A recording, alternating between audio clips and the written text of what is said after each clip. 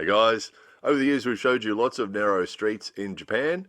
Occasionally too we come across one like this, a little laneway that runs behind houses or beside houses where they'll have a wider street or a wider road at the front, but a little one like this at the back. So of course, Japan's history, before vehicles, walking paths were the norm. So we've found one recently that we're pretty convinced is the narrowest residential street that we've seen in Japan so far. It actually has houses fronting it, which is very unusual. So we'll have a little bit of a wander up here. You can see on the right there's a new house there that fronts the more substantial street. And then as we come up this little laneway, you can see there's an old house there on the left that fronts this laneway.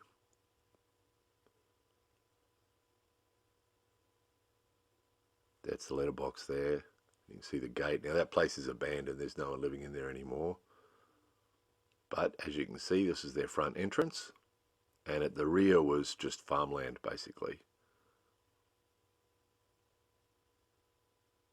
However, more interestingly than that, if we continue up this little path, we're going to come across a new house.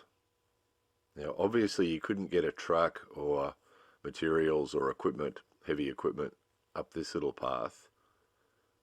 So we're guessing that to build that new house, they must have come across the fields behind. So you can see some new buildings back there. There's a big road over there.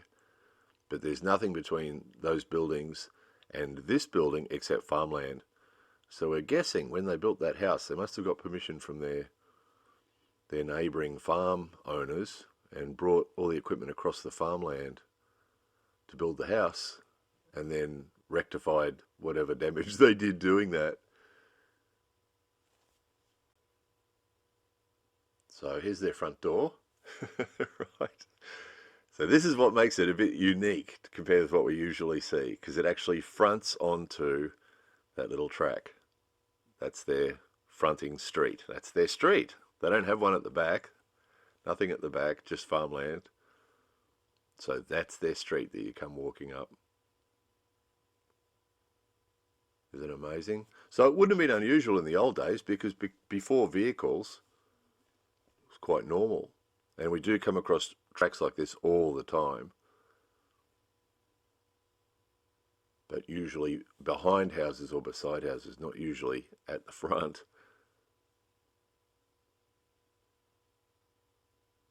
So it finishes here, obviously, where it joins with a slightly more substantial street.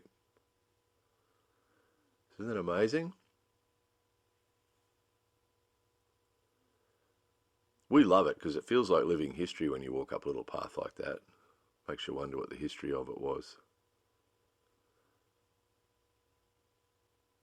Anyway, that was that. More videos coming soon.